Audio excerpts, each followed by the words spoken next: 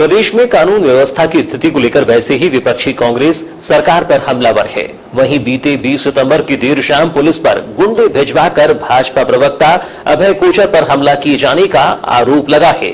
यह आरोप स्वयं भाजपा प्रवक्ता अभय कोचर ने लगाया है, जिसको लेकर देर रात तक कोतवाली थाने में भाजपाई डटी रही और काफी गहमा गहमी का माहौल रहा। वहीं घटित हुई इस घटना में पुलिस कर्मचारी का नाम भी सामने आ रहा है। वहीं भाजपा प्रवक्ता पर हमला करने पहुंचे 2 युवाओं को प्रवक्ता के साथियों द्वारा पकड़कर पुलिस के हवाले किया गया है। भाजपा प्रवक्ता की दुकान पर हमला करने पहुंचे युवाओं को पकड़कर पुलिस के हवाले किए जाने और मामले में पुलिस पर हमलावरों को भिजवाने के आरोप को लेकर कोतवाली थाना पहुंचे भाजपाइयों की जानकारी के बाद देर रात्रि में पुलिस अधीक्षक अभिषेक तिवारी, अतिरिक्त पुलिस अधीक्षक गौतम सोलंकी भी थाना पहुंचे, जहां पुलिसी अंदाज में भाजपा प्रवक्ता पर हमला करने पहुंचे युवाओं से सख्ती से पूछताछ की गई। अपुष्ट खबरों से पता चला है कि युवाओं ने सीएसपी कार्यालय में कार्यरत कर्मचारी का नाम लिया है। हालांकि इसकी पुष्टि पुलिस ने नहीं की है। घटनाक्रम को लेकर भाजपा नेता अभय कोचर ने बताया कि 20 सितंबर की देर शाम लगभग आधा दर्जन से ज्यादा युवा इतवारी बाजार स्थित उनकी दुकान आदिनाथ इंटरप्राइजेस पहुंचे, जहां उन्होंने आवाज लगाई। इस दौरान भाजपा प्रवक्ता अभय कोचर के बड़े भाई बाहर पहुंचे। इस दौरान हाथ में डंडा लिए युवक ने पूछा कि आरएसएस वाले अभय कोचर की दुकान यही है, जिस पर बड़े भाई ने हाँ में जवाब देकर कहा कि वह इस वक्त दुकान में नहीं है और वह उन्हें बुला देती हैं। तब तक वह किसी तरह दुकान बंद कर वाहन लेकर चले गए। चूंकि युवाओं के इरादे नेक नहीं होने से उन्हें किसी अनहोनी की आशंका हुई, तब तक दुकान में बैठे अभय कोचर और उनके पिता भी पिछले रास्ते से घर चले गए। हालांकि इस दौरान युवाओं की गतिविधि दुकान में लगे सीसीटीवी में कैद होती रही। वहीं बताया जाता है कि युवा मोबाइल पर किसी सर नामक व्यक्ति से बात करते हुए सुने गए, जिससे सर कौन है यह सवाल खड़े होने लगा है। मैं, मेरे पापा और बड़े भैया दुकान में थे, तो अचानक 6-7 लड़के वहाँ पहुँचे, जिनके हाथों में डंडे, तलवार, अन्य हथियार भी थे, तो जो सीसीटीवी में भी मौजूद हैं। ये लड़के जब मेरी दुकान पे आए तो बड़े भैया जब सामने थे तो उन्होंने पूछा अभय कोचर कौन है, यहीं रहता है क्या? तो बड़े भैया ने पूछा क्या काम है? तो उनका कहना ये बना कि जो आरएसएस में है वही अभय कोचर की दुकान है क्या ये? तो बड़े भैया ने बोले हाँ, आरएसएस में जाता तो है। तो तब फिर एक लड़के ने बोला कि कल उसने किसी पुलिस वाले से बहस किया है, उसको सबक सिखाना है। तो भैया बोले इन सब मामलों में मैं नहीं रहता, आप अभय आएगा तो बात कर लेना। नहीं, बोले उसको तुरंत बुलाइए, उसको सबक सिखाना है और अभी आपकी ये जो दुकान है इसको हम पेट्रोल से अभी जला देंगे, आप देखते रह जाओगे। तो ऐसी धमकी दे कर के बड़े भैया जैसे तैसे वहाँ से बच के निकले, लेकिन आधे घंटे तक ये लड़के दुकान के आसपास मंडराते रहे। बताया गया कि दुकान में अभय कोचर का नाम पूछते हुए युवाओं के मारपीट की आशंका की जानकारी मोबाइल के माध्यम से साथियों को लगते ही कुछ ही समय में दर्जनों साथी इतवारी बाजार पहुंचे, जहां से आसपास छिपे बैठे 2 लोगों को पकड़ा। जब तक घटना की सूचना अभय कोचर द्वारा पुलिस अधीक्षक को दिए जाने के बाद कोतवाली का अमला भी वहां पहुंच गया था। अभय कोचर के साथियों द्वारा पकड़े गए दोनों युवाओं को पुलिस के हवाले किया गया, जिसके बाद अभय कोचर, भाजपा पूर्व अध्यक्ष रमेश टंगलानी, भाजपा उपाध्यक्ष सत्यनारायण अग्रवाल, संघ पदाधिकारी विक्रांत साकरे, रितेश, विहिप जिलाध्यक्ष संजय भाऊ अग्रवाल के साथ कोतवाली थाना पहुंचे, जिसके बाद वहां भाजपाई और साथियों की भीड़ जमा हो गई। इस दौरान लगभग 3 से 4 घंटे तक कोतवाली में गहमा गहमी का माहौल रहा। पीछे से जाके अंदर वाले गेट से ताला घर के अंदर बंद करके चले गए। हाँ, भाई साहब जो 2 आरोपी को लेके आए ना, वहाँ जब पकड़े थे, जिसने जो टी-शर्ट पहना था उसकी टी-शर्ट दूसरे को पहना दिए और जो दूसरी टी-शर्ट पहना था उसको गायब करके दूसरे को हमने 2 पकड़े थे। सबसे पहले वहाँ से बैठे हैं और अभी पकड़ा करके लाए इसको, आपके सामने गाड़ी खड़ी की है, वही सब लेके गाड़ी में बिठाया है। उसके बाद गाड़ी पर नहीं यार आगे, और ये टी-शर्ट जो पहना था वो गायब हो गया।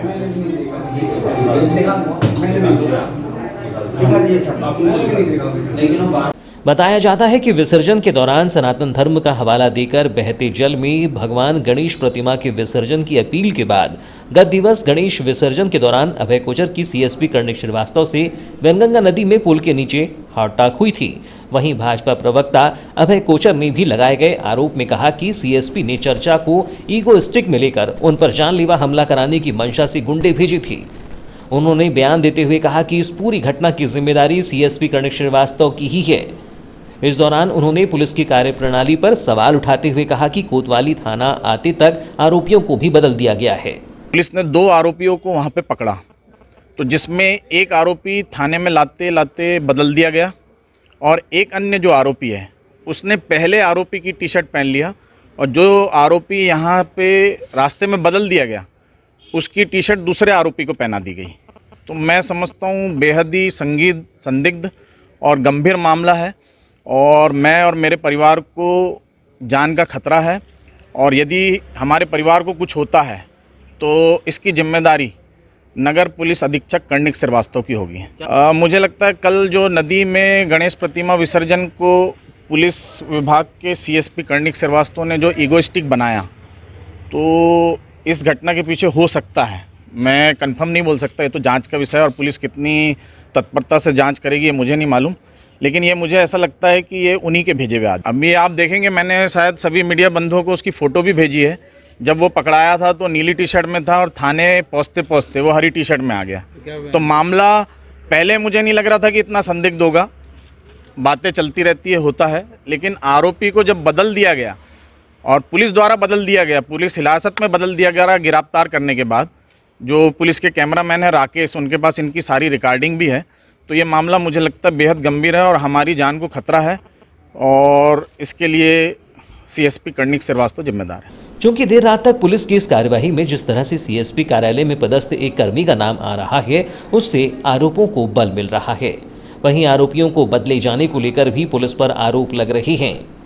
बहरहाल इस मामले में पुलिस पर कई यक्ष प्रश्न खड़े हो रहे हैं, जिनका जवाब पुलिस को अपनी छवि को बेदाग करने के लिए मीडिया को देना होगा, ताकि आम जनता में पुलिस की छवि रक्षक के रूप में बनी रहे। अन्यथा इस मामले में तो पुलिस भक्षक के रूप में पेश आती नजर आ रही है। बहरहाल इस मामले में जिस प्रकार से वरिष्ठ अधिकारियों ने कमान संभाली है, उससे लगता है कि पुलिस इस मामले में पूरी जांच की मुड में है। मामले में पुलिस अधीक्षक अभिषेक तिवारी ने बताया कि घटना में 2 आरोपियों को पकड़ा गया है, जिनसे पूछताछ की जा रही है। आवेदक द्वारा कुछ हथियार रखे जाने की बात भी कही जा रही है, जिसकी जांच प्रारंभ है। उन्होंने अभय कोचर के द्वारा सीएसपी कर्णिक श्रीवास्तव द्वारा घटना कारित कराए जाने के आरोप को लेकर कहा कि घटना की जांच प्रारंभ है, सभी आरोपियों की शिनाख्त की जा रही है।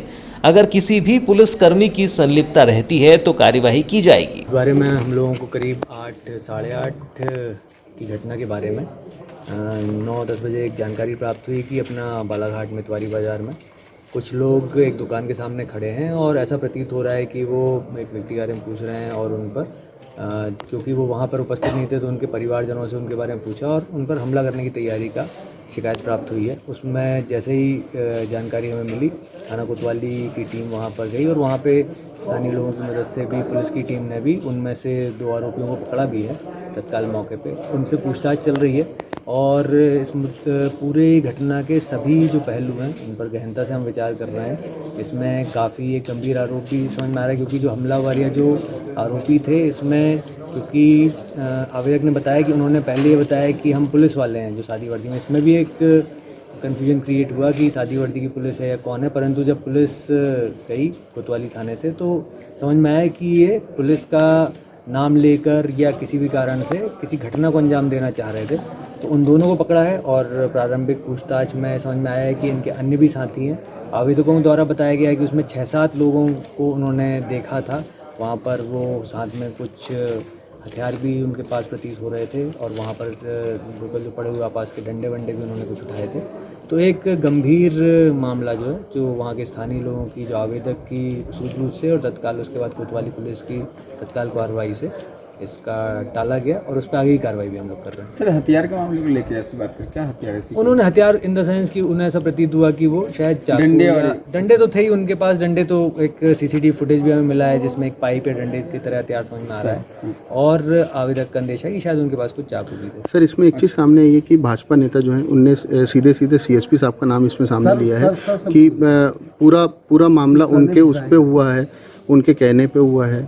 नहीं, इसमें जैसा मैंने आपको खुद ही बताया कि उसमें उन्होंने खुद अपना परिचय दिया कि हम पुलिस में हैं या हमको पुलिस ने भेजा है, इस तरह का उन्होंने दिया। तो इस कारण से आवेदकों को भी ये लगा और उन्होंने डायरेक्ट मेरे संज्ञान में ये बात लाई। हमने इसलिए गहनता से हम इसमें विचार भी कर रहे हैं। इसमें यदि किसी पुलिस का एंगल आएगा या पुलिस के किसी व्यक्ति की इसमें बदमाशी पाई जाएगी तो उस पर भी हम कार्रवाई करेंगे। सर, आरोपियों की टी-शर्ट चेंज हो गई थी। अधिकारी विशेष का आपने नाम लिया है तो उस तरह का ऐसा नहीं है। कुछ ये ज़रूर ऐसा समझ में आ सकता है कि कुछ लोग इसको इस तरह से देख रहे हैं कि कल किसी मुद्दे को लेकर, किसी विषय को लेकर क्योंकि कुछ चर्चा परिचर्चा हुई तो उससे, लेकिन वैसा रिलेटेड नहीं है। वही हम लोग गहनता से उसी बात पे विचार विमर्श और चर्चा भी कर रहे थे। तो वो ऐसा कोई एंगल अभी नहीं निकला है, परंतु यदि उसमें किसी पुलिसकर्मी का भी वो आता है संज्ञान में और सामने आता है तो उस पर भी हम लोग पूरी एक बात सामने हो रही है कि सर टी-शर्ट चेंज वाला मामला भी सामने आया कि कपड़े बदले गए। दोनों ही सवालों का मैं जवाब दे देता हूँ। जो अभी मामला पंजीबद्ध हो ही रहा है, शिकायत उन्होंने दी है, उस पर मामला पंजीबद्ध हो रहा है। 2 आरोपी हमारी गिरफ्त में हैं और 2 अन्य आरोपियों की भी शिनाख्त क्योंकि CCTV फुटेज में मिल गए हैं, तो उनकी भी शिनाख्त के बाद गिरफ्तारी के लिए हमने टीम रवाना की है। उनकी तलाश जारी है। इसके साथ ही जो अन्य भी जो 3-4 अज्ञात आरोपी हैं उनके बारे में भी हम लोग पतासाजी कर रहे हैं। अन्य जो सूचनाएं और साक्ष्य इकट्ठे कर रहे हैं। सर, कारण क्या लगता है? आपका दूसरा सवाल जो था वो मैं पहले बता दूं। टी-शर्ट चेंज हो गई क्योंकि बदमाश इतने शातिर हैं कि जब वहाँ से कोतवाली पुलिस उनको उठाकर लाई और उनको थाने पर रखा गया तो इन लोगों ने अपनी पहचान या थोड़ा सा कन्फ्यूजन क्रिएट करने के लिए आपस में एक दूसरे से टी-शर्ट चेंज कर ली, तो जिससे कि थोड़ा CCTV देखकर उसका मिलान करने में शुरुआत में जो अधिकारी थे उनको भी थोड़ा कन्फ्यूजन हुआ कि ये वैसा तो एकदम से नहीं दिखा, और साथ में आवेदक को भी इस बात पे थोड़ा सा अचंभा हुआ या उन्हें भी एक तरह से एक वो लगा कि ये इनकी टी-शर्ट कैसे चेंज हो गई जबकि ये पुलिस कस्टडी में थे।